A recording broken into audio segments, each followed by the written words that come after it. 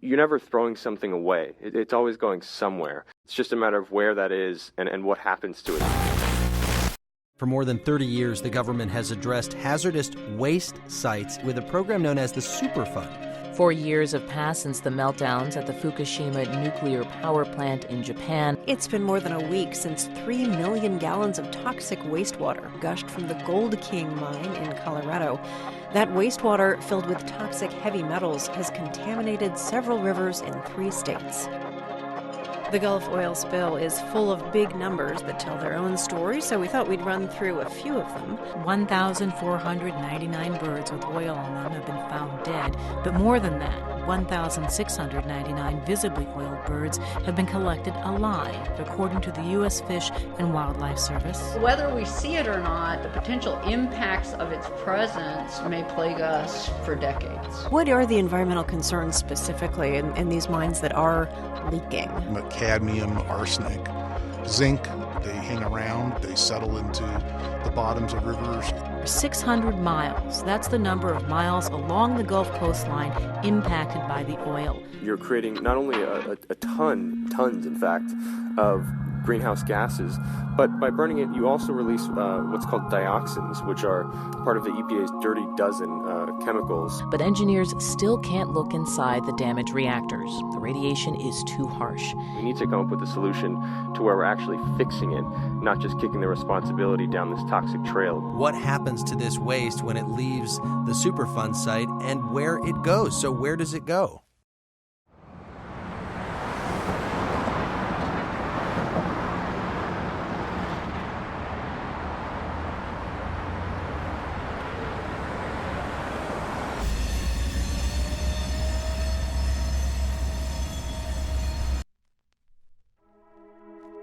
We often think we're the center of everything, the center of all value, the center of all worth, the center of everything that really matters on this planet. We treat it as if we own it, as if it's a resource that can be endlessly processed, energized, extrapolated from to create an endless array of products and services and structures, like right outside the window here with the city of Philadelphia. We think that there's an endless source of resources which can be used to create what we think is a life of comfort and luxury and desire and pleasure, removed from the natural world, which threatens most people. Since the beginning of the Industrial Revolution, people have been dumping hazardous waste wherever they wanted to. So if you change the oil in your car, you might just dump it out behind your house. And people didn't think about it, about what the implications of any of this were.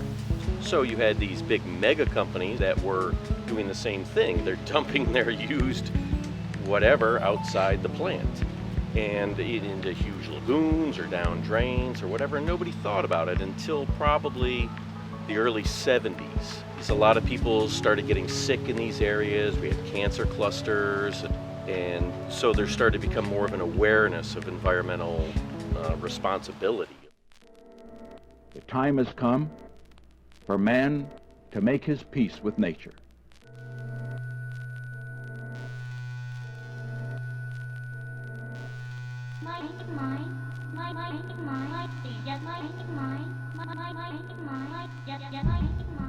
Let us renew our commitment.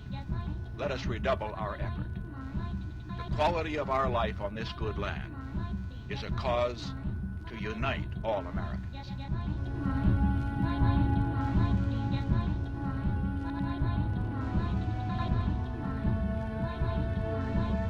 The environmental agenda now before the Congress includes laws to deal with water pollution, pesticide hazards, ocean dumping, excessive noise, careless land mowing, and many other environmental problems. It was such a big hit. Like, everybody loved it. Oh my God, let's start cleaning up all these sites. You know, what always surprises me is how few people actually know what the Superfund program is. The actual law is CERCLA, Comprehensive Environmental Response and Liability Act. That's a mouthful. So it's shortened, it's called Superfund. And the name Superfund comes about from it was a very large trust account that was established, primarily from taxes from the petroleum and chemical industry. They realized that there was not enough money to clean up all these sites. Initially, Superfund, the money for it came from a tax on people that produce chemicals that pollute and that are hazardous. There's going to be millions of dollars per site. Superfund formed as a result of what happened in two places really, but the one that gets most of the attention, the publicity, is Love Canal, New York. People had green ooze coming up out of their lawn and into their basements and stuff like that. They couldn't figure it out. Turns out there was dumping facilities nearby that had been going on for years, 30, 40 years, 50 years, and nobody knew about it or didn't think about it. Would you please tell me, do I let my 3-year-old stay? They did have some genetic testing done, and they found an enormous amount of problems. So they took it to the Board of Health, and they were found that those people had chromosomal damage as a result of living there, and they were told, don't reproduce. And all of a sudden now we're concerned with this environmental contamination. I am really, really afraid. We have decided we're going to get out one way or another. But right now, you know, you just can't jump, and where are we going to go? That's how Superfund sites are found. You know, you have the tenacity of somebody who, from the general public, who says, you know, they become the thorn in someone's side and they don't give up.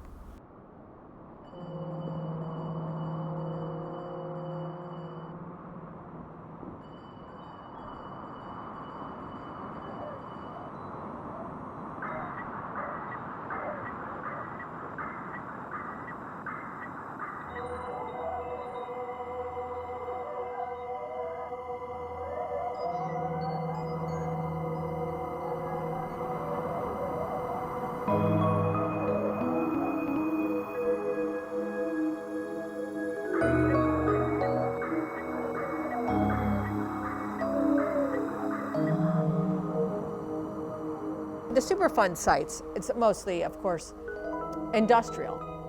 You know, I mean, prior to 1980, people didn't know any better. And every town had a dump. And you took whatever kind of refuse you had to the town dump. There was really no discerning, you know, okay, should this be going to a town dump or should this be something that should really go to an approved hazardous landfill? They didn't make that kind of distinction. It started when we had a society of scarcity, and there was actually a lack of goods and a lot of need, and that was quickly satisfied by the rise of industrial society and mass production. The mass production of cars, the mass production of housing, the mass production of all kinds of goods and services. And what has happened is that the levels of production and exchange have become so abstract, we don't see their origins, and we only see their midpoint with us. You take a pill, and your body metabolizes a good part of it, but a small amount of it is excreted in urine, and then it's flushed down the toilet. And then where does it go? People forget about it at that point. And we don't see their final destiny in a landfill. Some of the most common contaminants that you'll find at the 1,000+ Superfund sites that there are would be your heavy metals.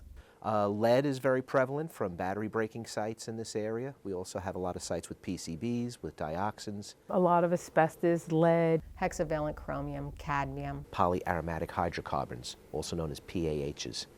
Leaking underground tanks that are still there are mostly empty, but with just a bit of the plume under the tanks. Basically, humans produce cleaners that are often hazardous. You know, something to clean rigorously has some heavy-duty chemicals. Trichloroethylene, which is a degreaser, also known as TCE. PCE, or PERC, tetrachloroethylene, is also popular. That was used mainly in the dry cleaning industry. We produce machinery that has a lot of organics on it that, if released to the environment, are hazardous. And those are typically the ones you see in these train derailments that, you know, they go off the track and 8, you know, tanker trucks of hexamethyl death, you know, go off and all of a sudden now it's up in the air. It's going at everybody's homes who are in the area. DDT, which is in the top 10 by the World Health Organization of persistent organic pollutants to not use. Gasoline, many of the things that we use every day. Great for running engines, but not great for your body being exposed to it in any way.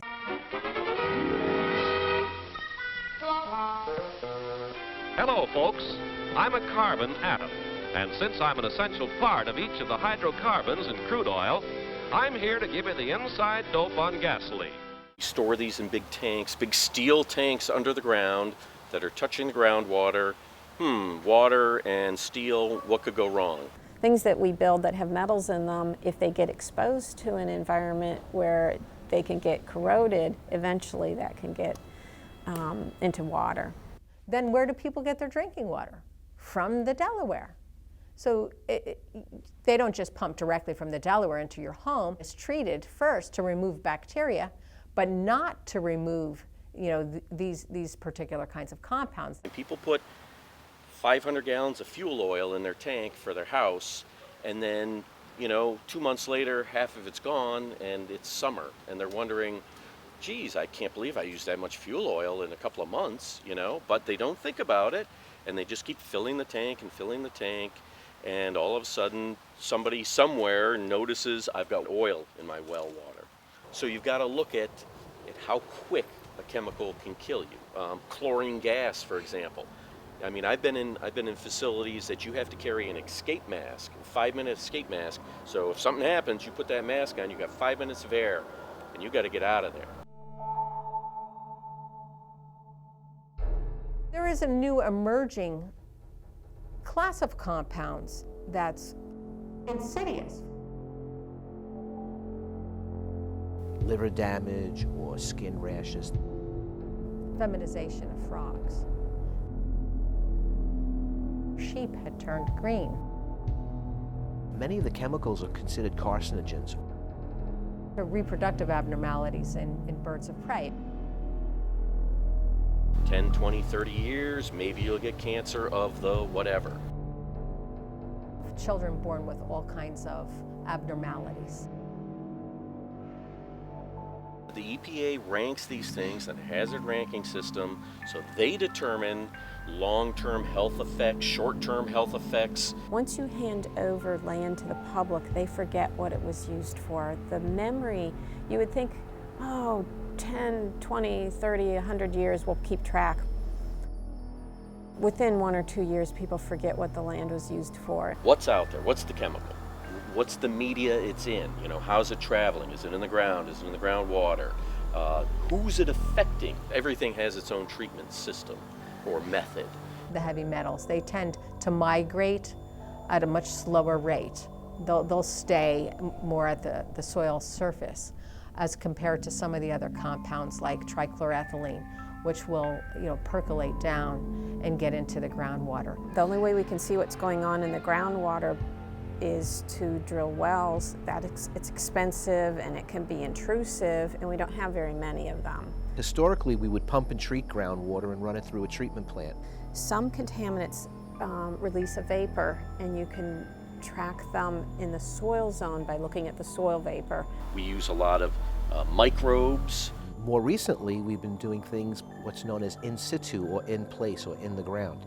To clean up TCE, as an example, a lot of times we'll inject lactose or we'll inject another nutrient which actually feeds the bacteria which are naturally present, and then the bacteria break down the chemicals. We had a lead site where lead in groundwater, we cleaned it up by injecting baking soda mixed with water into the aquifer. And what that did, it changed the lead from a soluble form where it was in the groundwater to an insoluble form where it locked it up into the formation of the soil and the bedrock. When we study contaminants in the lab, we tend to look at one rock and one contaminant at a time. In the real world, you have a mixture of contaminants, and they may interact in an unusual way, and the contaminants can encounter many different rock types and soil types, and that adds so much to our complexity. So we don't, it's invisible because it's underground and it's very complex. That's kind of a double whammy.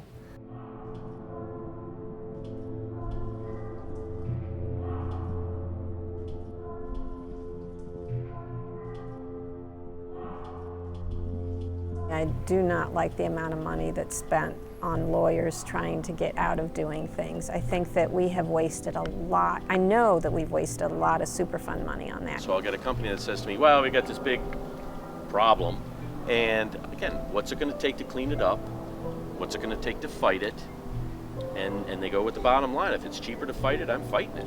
And I'm sitting there as the consultant going, no, you got to clean it up. Like, oh my God, what are you doing to the earth and people? And think about it. It was a very large trust account that was established, primarily from taxes from the petroleum and chemical industry, to go into this trust account and only ever have to be used if they couldn't locate whoever did the polluting, whoever owned the land, or if they were unwilling to pay. And in one of Congress's "we don't want to tax industry" modes, they got rid of that tax. So now everybody in the country has to contribute to our overall taxes, and a small piece of those can go to Superfund. So Superfund competes with every other federal program now instead of having its own tax. That put cleanup at a big disadvantage. There was a lot of problems because the people who live near these sites were upset that, I'm disadvantaged, or, I don't have a lot of money, and therefore all these sites seem to be placed near me.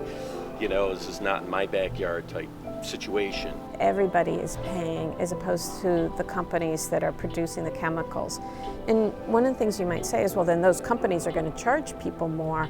If you're using those chemicals, you probably should be charged more. And what disincentive does anybody have to find a cleaner way to do the things we do if we don't put some kind of a tax penalty on them?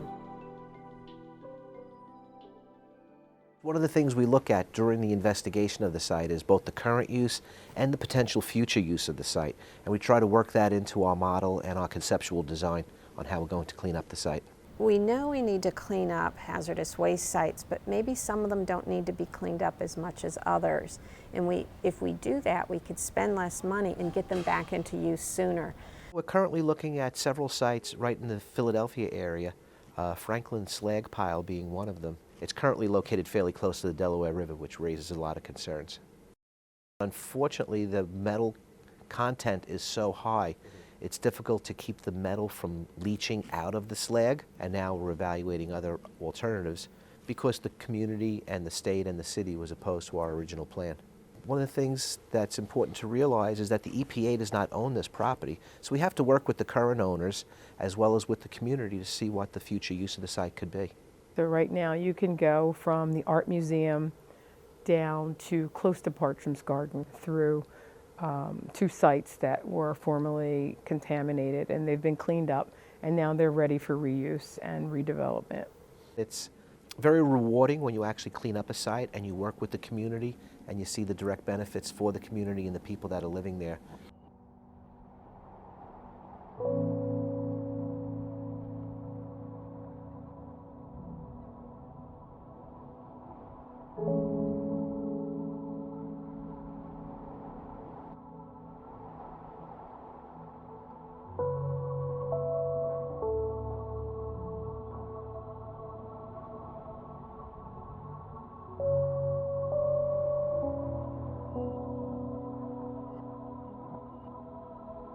We've built an entire civilization that has pushed the natural world and the starry skies further and further away. I think there's potential there for encouraging social responsibility. Pick one Superfund site, learn a little bit about it, find out what it was used for in the past. What kind of contamination is there? What's been done about it? What are some of the impacts? And then what are some of the health consequences of the various contaminants that are there? So we have rules about how to get rid of chemicals. We don't have as many disincentives to not produce them, perhaps, as we should. There are companies and nations who want to go to the moon and strip mine it and bring resources back. So we would actually be bringing the moon back and using energy sources that we would be burning into our atmosphere or to use to make products that would then end up in landfills here. You learn about Superfund sites primarily from people like us. You just have to be observant, that's all. We don't always know there's a problem until it has gotten pretty big. And it's not so much the Superfund sites that we know of that are cause for alarm, although they can have problems resurface, and they have had problems resurface. It's the Superfund sites that still haven't been given that ranking of Superfund that we have to worry about, that are just around the corner, that people just don't know about yet.